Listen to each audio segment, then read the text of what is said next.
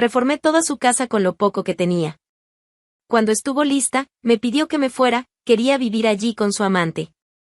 Solo sonreí, y decidí vengarme. Me llamo Mireia. Y durante mucho tiempo, mi vida se limitó a la exactitud de horarios, tareas y una soledad elegida. Vivía sola en un pequeño apartamento en A Coruña. Estudiaba durante el día, trabajaba por la noche, y mantenía una disciplina que rozaba el automatismo. Sin espacio para distracciones, vínculos ni nada que escapara a mi control. Evitaba fiestas, rechazaba invitaciones, y mantenía a las personas a distancia con la fría discreción de quien ya decidió no volver a lastimarse. Así seguí durante años, con las manos ocupadas, la mirada baja y el corazón cerrado. Y habría seguido así, de no ser por Mauro. No sé decir el día exacto en que lo vi por primera vez. Pero recuerdo la impresión. Un chico de hablar suave, que parecía vivir en otra época. Siempre con ropa sencilla, actitud tranquila y una mirada tan serena que me incomodaba. No era belleza, era otra cosa. Un tipo de presencia que no pedía espacio, lo ocupaba sin esfuerzo. Mauro hablaba con quien se cruzaba en el mercado, ayudaba a los ancianos a cargar bolsas en la calle, sonreía a niños que ni conocía. No se escondía como yo. Él se esparcía.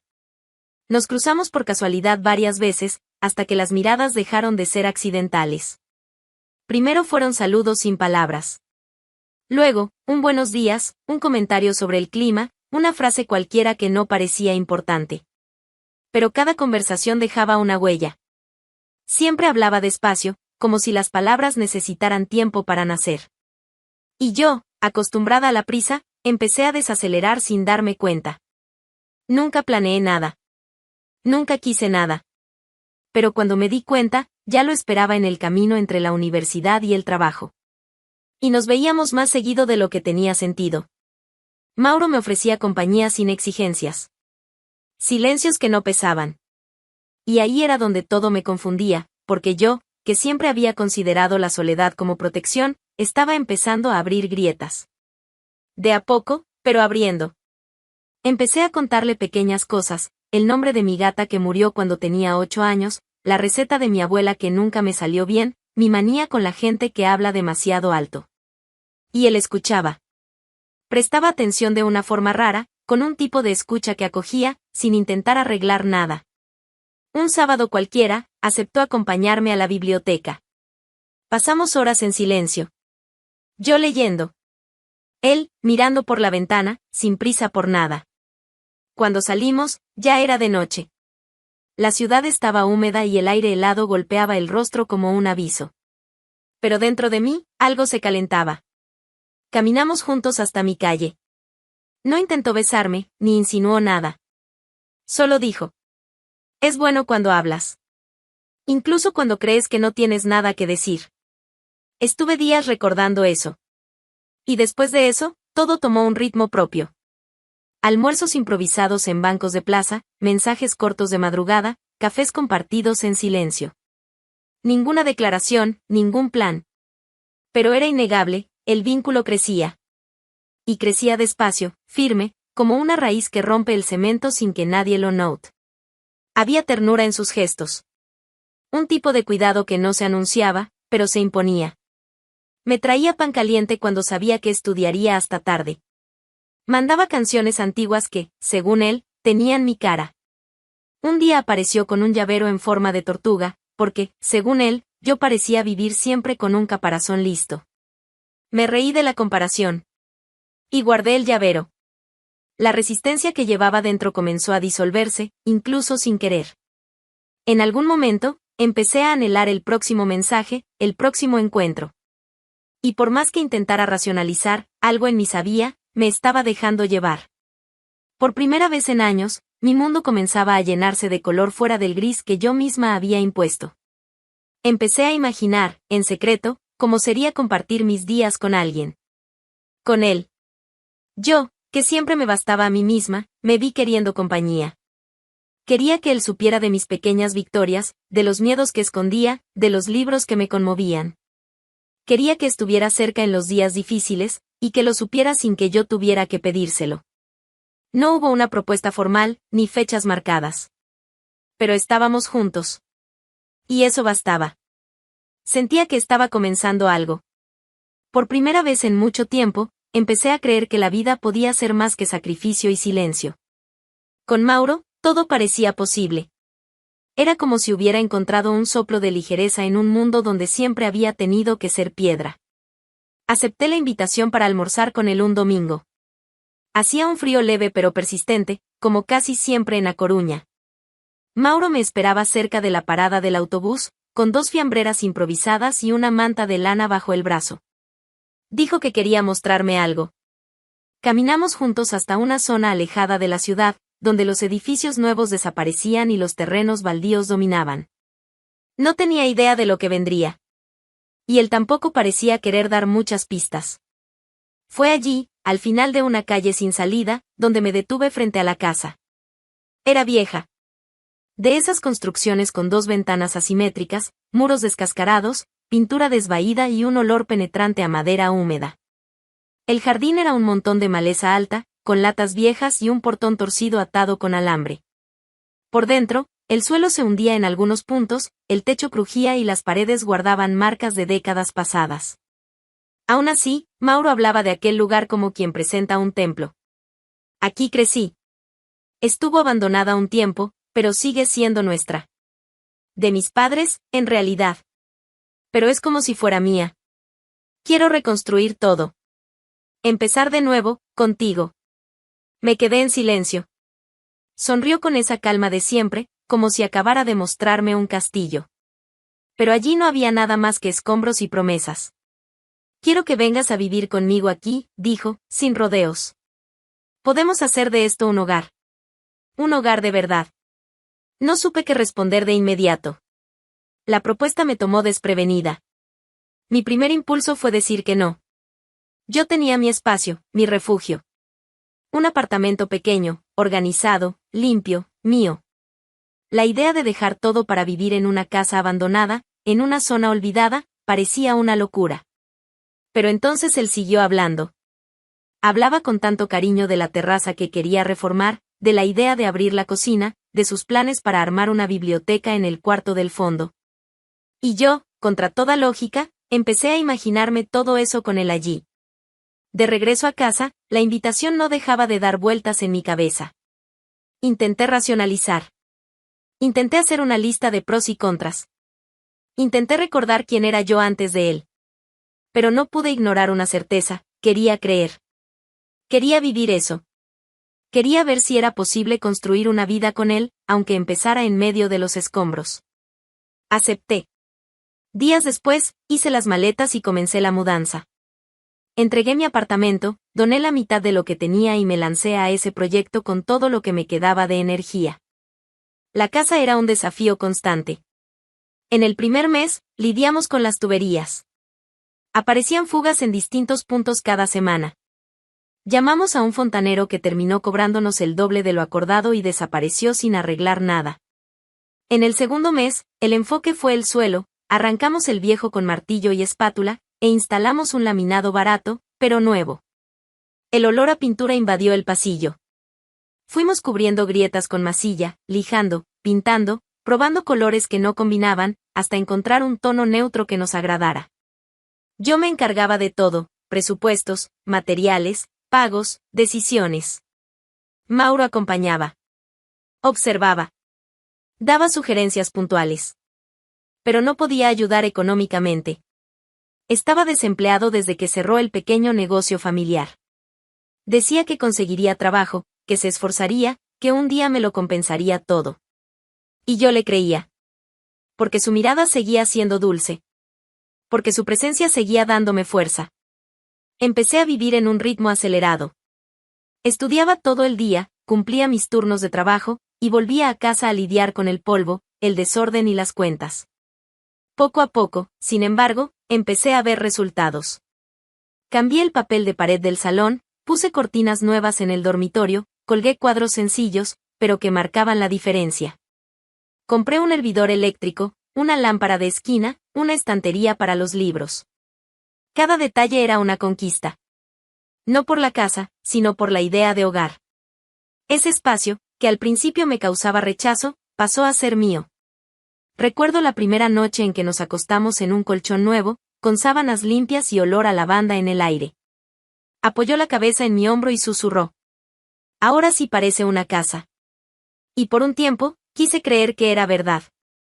Pero, por más que las paredes tomaran color, había cosas allí dentro que no se arreglaban con pintura. Cosas que yo aún no veía, pero que ya estaban ocurriendo. Cosas que, más adelante, harían que cada centavo invertido se convirtiera en cicatriz. Pero en ese momento, no.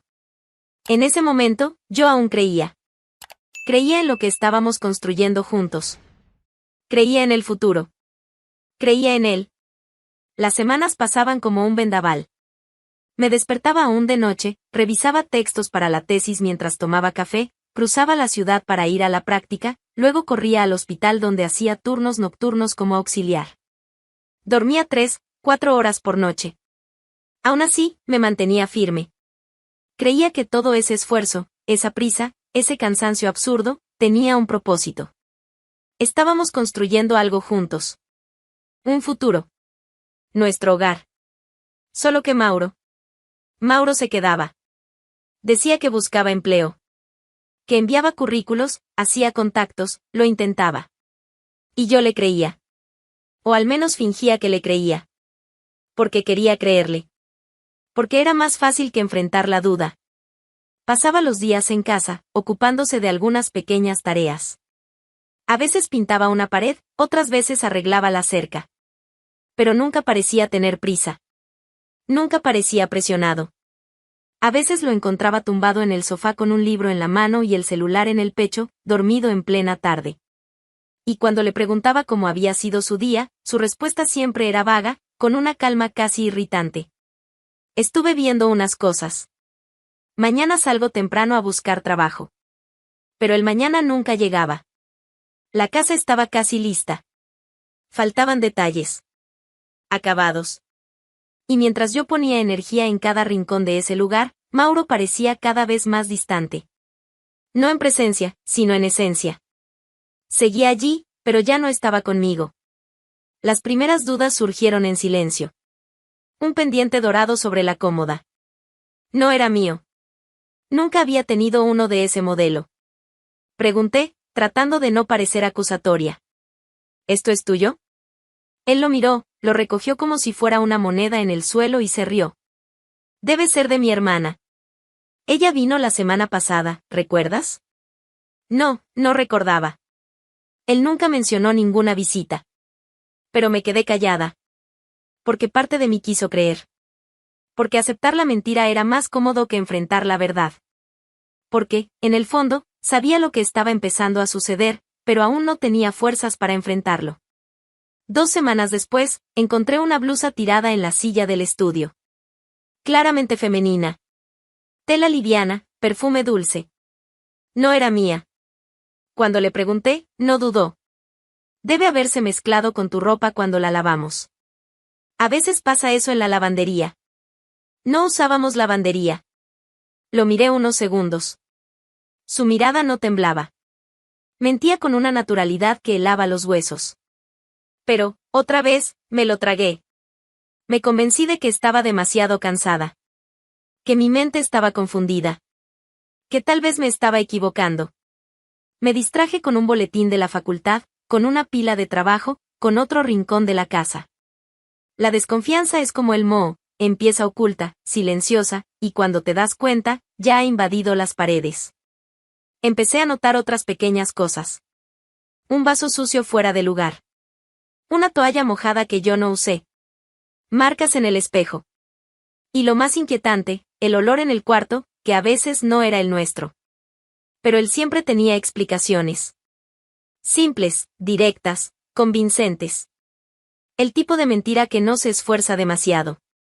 Solo lo justo para hacerte dudar de ti misma. Estás muy cansada, Mireia. Estás viendo cosas donde no hay. Y yo le creía. Al menos lo suficiente para seguir adelante. Es difícil admitir cuando nos están tomando por idiotas. Más difícil aún es aceptar que nosotras mismas decidimos cerrar los ojos. Que nos aferramos a la esperanza como a una tabla podrida en medio del mar. Yo creía estar construyendo algo sólido, pero en el fondo ya lo sabía, había grietas que no venían de las paredes. Me entregaba por completo. Mi dinero, mi tiempo, mi cuerpo, mi energía. Dormía menos de 4 horas por noche. Comía cualquier cosa de pie. Mi cuerpo dolía. Mis ojos ardían. Y aún así, le sonreía cuando llegaba a casa. Preparaba la cena. Escuchaba sus fantasías sobre el futuro. Decía que algún día me lo devolvería todo. Que me llevaría de viaje. Que me haría olvidar todo el cansancio. Era eso lo que sostenía. Esa promesa vacía. Esa fantasía. Sabía que mentía. Lo sabía. No necesitaba pruebas. Ya estaba todo ahí, en la forma en que desviaba la mirada, en la calma exagerada de sus respuestas, en esa sonrisa que ya no llegaba a los ojos. Pero admitirlo sería destruirlo todo. Y yo aún quería creer que todo ese esfuerzo no había sido en vano. «¿Estás diferente?», comenté una noche, mientras lavaba los platos. ¿Diferente cómo? Distante. Es el estrés. Está todo apretado. Pero va a mejorar. Confía en mí, Mireia. Lo decía mirándome a los ojos. Como si la equivocada por dudar fuera yo. Lo peor de ser engañada es darte cuenta de que lo permitiste. Que viste las señales, una por una, y aún así seguiste. La esperanza tiene un sabor amargo cuando se mezcla con el miedo a estar sola. Continué. Seguí adelante. Me mantuve firme. Porque necesitaba que eso funcionara. Porque quería tener razón al haber creído. Porque si abandonaba allí, todo lo que había hecho hasta ahora no habría servido de nada. La rutina empezó a cambiar cuando Mauro consiguió un empleo. Fue una conquista celebrada con exageración. Llegó a casa sonriendo como si hubiera ganado la lotería, con un contrato sencillo de medio tiempo en una tienda de repuestos de autos. El salario era bajo, las condiciones medianas, pero él parecía demasiado satisfecho. Y yo me permití respirar aliviada. Pensé que, finalmente, estábamos entrando en equilibrio. Es solo hasta las 2 de la tarde. Pero ya es un comienzo, dijo él, abrazándome por la espalda mientras yo lavaba los platos. ¿Solo hasta las 2? Me extrañé.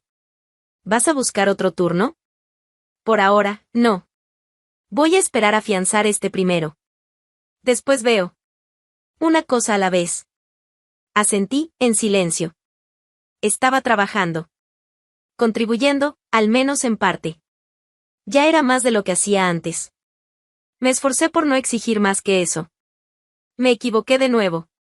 Con el nuevo trabajo, Mauro salía temprano, volvía a comienzos de la tarde, y desaparecía dentro de su propia casa. Y, en poco tiempo, empezó a regresar más tarde que yo. Pero todo con la misma calma de siempre. La misma frialdad elegante. Yo, agotada, apenas notaba los minutos del día pasar. Estaba al borde entre el colapso y la supervivencia. La mochila de la universidad pesaba como plomo. Los turnos se extendían sin previsión. Dormía mal. Comía mal. Y aún así, preparaba la cena. Lavaba la ropa. Mantenía la casa respirando. El poco tiempo que nos quedaba juntos era cada vez más corto, y más vacío. Fue en esa marea de desgaste que llegó la noticia de la universidad. Estaba en uno de los pasillos, casi dormida de pie, cuando la coordinadora me llamó. Valencia. Prácticas remuneradas. El alojamiento está incluido. Es solo por 6 meses, pero te va a abrir puertas, Mireia. Eres la primera en la lista. El corazón me latía con fuerza. Era más de lo que podía soñar en ese momento. Una oportunidad que podía cambiarlo todo. Trabajo real, reconocimiento, paz. Salí de la facultad y fui directo a casa. Estaba ansiosa, feliz, casi eufórica. Quería contárselo a Mauro. Quería verlo emocionarse conmigo. Quizá él aceptara ir conmigo. Empezar una nueva etapa. Dejar esa casa, ese pasado en ruinas. Empezar de nuevo, de verdad, en otro lugar. Pero cuando llegué a casa, todo se acabó. La puerta del cuarto estaba entreabierta. Yo traía bolsas con comida y entré con naturalidad.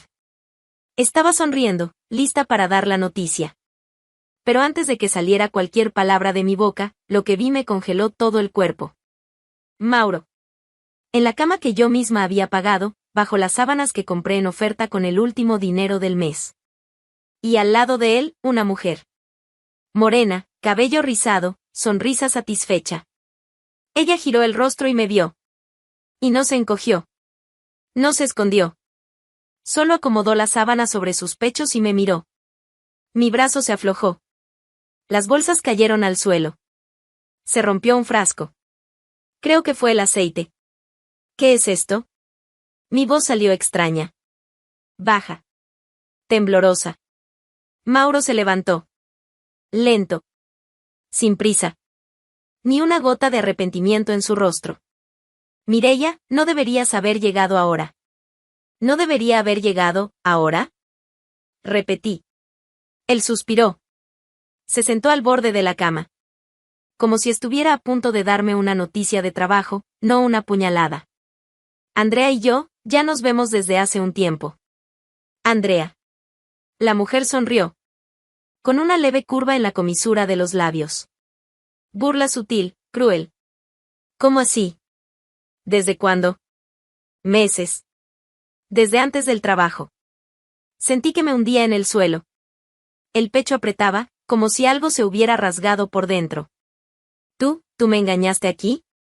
Pregunté. ¿En la casa que yo reformé? ¿Con lo que trabajé para pagarla? Él se pasó la mano por el rostro, como si estuviera cansado. Y entonces, la puñalada final. Quiero que te vayas, Mireia. Ahora la casa será mía y de ella. Me quedé parada, mirando al hombre que amé. Que mantuve. Que elegí, contra toda lógica. Que ahora me miraba como si yo fuera una molestia. Mi voz salió baja. Precisa. Una línea recta cortando el caos. Dame 3 días. ¿3 días? Eso. Solo eso. 3 días. No esperé respuesta. Fui al cuarto de huéspedes. Cerré la puerta. Y me acosté en una cama dura, rodeada por paredes que yo misma había pintado. Del otro lado de la pared, vinieron risas ahogadas. Murmullos. Su cama crujía. No esperaron ni que yo saliera. Pero me quedé. Y en la oscuridad del cuarto, con los ojos abiertos, sin una pizca de sueño, pensé en cada centavo, cada noche mal dormida, cada promesa hecha con voz suave. 3 días. Era todo lo que necesitaba. Y ellos no tenían idea de lo que estaba a punto de hacer. El tercer día, estaba decidida a vengarme antes de salir de esa casa. Me puse mi ropa más cómoda, recogí el cabello en una cola y tomé mi café en silencio. No había prisa, solo precisión. Tomé el celular y marqué. Hola. Necesito un equipo hoy. Servicio completo. Reforma al revés. Al otro lado de la línea, silencio por 2 segundos. ¿Cómo dice, señora? Quiero que desmonten todo. Piso, armarios, lámparas, zócalos, cortinas, calentador, todo lo que se pueda quitar.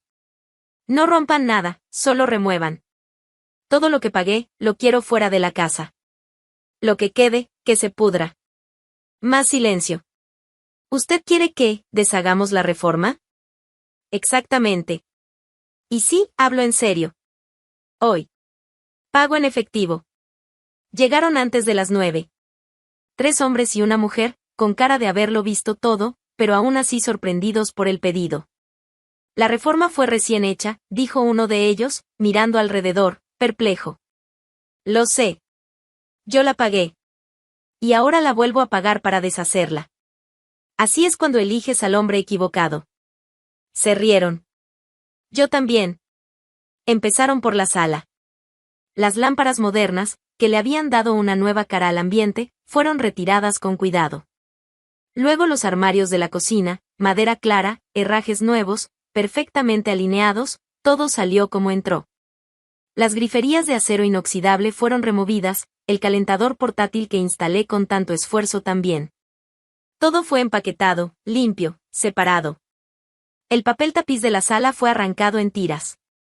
El piso laminado fue removido, revelando el viejo suelo de cemento gastado. En 4 horas, la casa parecía un sótano olvidado de 1982. Cuando entraron en el cuarto de la pareja, pregunté: ¿se puede quitar el cabecero de la cama? Esa porquería fue un regalo mío. Claro, señora. Solo está atornillado. Excelente. Arránquenlo con ganas. Ah, y el estante encima de la cama también. Que ahora se apoye en su propia dignidad. El equipo era eficiente. Y discreto. Ni una pregunta más allá de lo necesario. Ningún juicio. Era solo otro servicio, pero con el sabor de una pequeña venganza civilizada. Al mediodía, ya no había señales de reforma. La casa era nuevamente lo que siempre fue, húmeda, oscura, descuidada.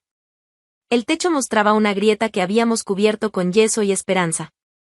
La humedad volvía a escurrir por las paredes. El olor a moho resurgía triunfante. Me despedí del equipo y pagué en efectivo. Todos agradecieron y se fueron con sus camiones llenos, literalmente, de todo lo que un día representó nuestro hogar. Aún tenía tiempo. Me cambié de ropa, tomé un café fuerte en la taza que llevaría conmigo y me senté en el sillón de la entrada, lo único que quedaba allí además del vacío. Esperé a Mauro con la paciencia de quien ya conoce el final de la obra, pero insiste en ver el último acto. A las 6 de la tarde, escuché el sonido familiar de la llave girando en la cerradura. Entró con la mochila al hombro, celular en la mano.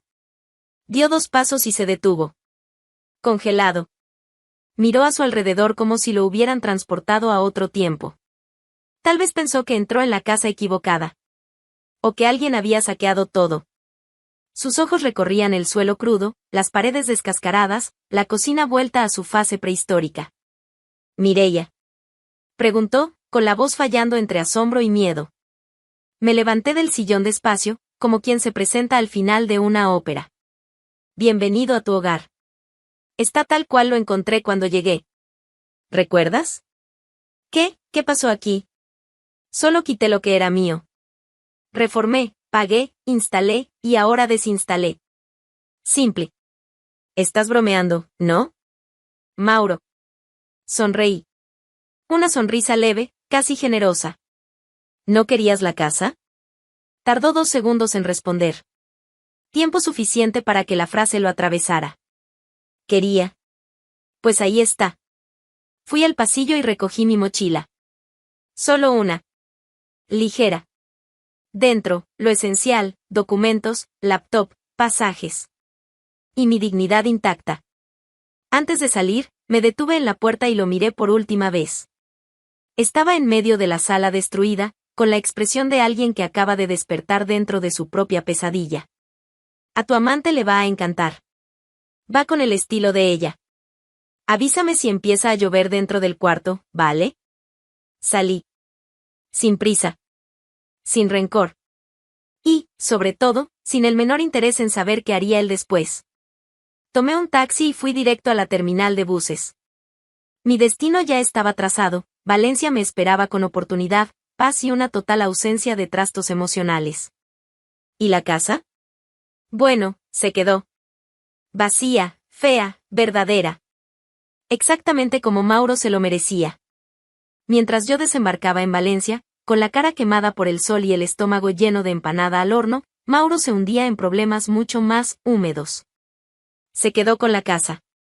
Sí. La casa que pidió con tantas ganas, tanta convicción. Y, como regalo de bienvenida, heredó también las grietas, el olor a moho y el techo que crujía con cada cambio de temperatura. Era casi poético. Tan simbólico que daban ganas de enmarcarlo. En los primeros días, intentó fingir que nada había pasado. Me mandó un mensaje diciendo espero que estés bien, que obviamente ignoré con la elegancia de quien empieza una vida nueva y no siente la menor nostalgia de la anterior. Andrea, la amante, asumió su papel de nueva habitante de la caverna medieval, toda orgullosa, como quien cree haber ganado algo de valor. Pero rápidamente, la magia se deshizo. Esta pared tiene burbujas. ¿Eso es normal?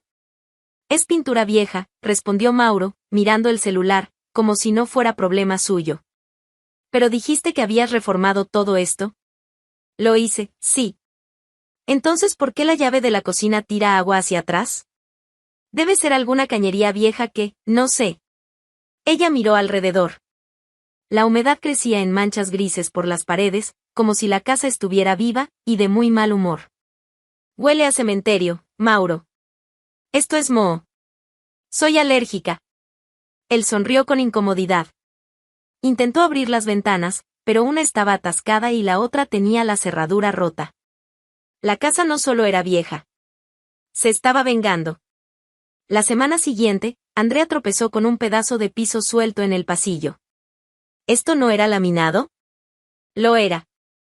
Ella. Mireia quitó todo. ¿Cómo que lo quitó? Pues, lo quitó. Mandó a removerlo. Mandó deshacer todo. ¿Deshizo la reforma? Toda. Andrea parpadeó, boquiabierta. ¿Y tú lo permitiste? Él respondió con un silencio que decía más que cualquier justificación. Ella siguió caminando por la casa, cada vez más irritada, chocando con los fantasmas que quedaban de un hogar que solo existió cuando yo estaba allí. El colmo fue una madrugada. Llovía. Mucho. Y fue en ese momento cuando el techo decidió declarar su independencia. El agua empezó a gotear justo en el centro del cuarto. Primero una gotera tímida, casi educada. Después, un chorro intermitente directo sobre la almohada de Andrea. Ella se despertó gritando, el cabello pegado a la frente, los ojos abiertos como platos. Mauro, el techo está meando sobre mí. Él se levantó, medio dormido, tropezó con el balde de ropa sucia e intentó detener la gotera con una toalla de baño. Eso es normal en casas antiguas, murmuró, como si intentara convencerse a sí mismo. Normal mis narices. Nos vamos a agarrar una neumonía aquí. Mi secador se arruinó, mi maquillaje se derritió, y este baño parece una sauna con moho. Con cada frase de ella, el orgullo de Mauro se encogía 5 centímetros. Me voy. En serio. No nací para vivir en una casa prehistórica. Y se fue. Esa misma semana. Se marchó con 2 maletas y una expresión de asco eterno. Dejó atrás a un Mauro parado en el marco de la puerta, en calzoncillos y medias, sosteniendo una olla bajo el goteo del techo, como un náufrago sin bote. Se quedó solo. La casa, ahora completamente desnuda y desfigurada, parecía burlarse de él. La pintura se hinchaba como ampollas de rabia. Las ventanas crujían. Las llaves chillaban. Un ratón, sí, un ratón, fue visto cruzando la cocina con la osadía de quien ya paga alquiler. Y Mauro. Mauro siguió. Intentó arreglar algunas cosas, sin éxito. Pegó trozos de azulejo con cinta adhesiva. Empujó los muebles contra las paredes que amenazaban con derrumbarse. Intentó dormir en la sala, después en el sofá, después en casa de un primo. Ningún lugar aceptaba su incomodidad como la casa que él insistió en quedarse. Mientras tanto, del otro lado del país, yo seguía ligera. Valencia me abrazó con un calor que A Coruña jamás ofreció. La pasantía era exigente, pero prometedora. Los profesores me trataban como alguien con futuro. Y por primera vez en mucho tiempo, comía despacio, dormía toda la noche y despertaba sin peso en el pecho. Cada día, el recuerdo de la casa en ruinas se hacía más pequeño. Mauro se hacía más pequeño. Toda la historia que parecía irreemplazable ahora era solo un párrafo mal escrito en medio de un libro que seguía fuerte. No sentí nostalgia. Ni un segundo. Solo miraba hacia adelante, y a veces hacia arriba, solo para asegurarme de que el techo seguía firme, sin goteras, sin grietas. Mientras tanto, en A Coruña, alguien todavía dormía con una olla en la cama. Y así fue como él se quedó con la casa de sus sueños, solo que sin reforma, sin comodidad y, claro, sin Mireia. Ahora, el único sonido que llena esas paredes es el de la gotera insistente cayendo en el balde de la sala.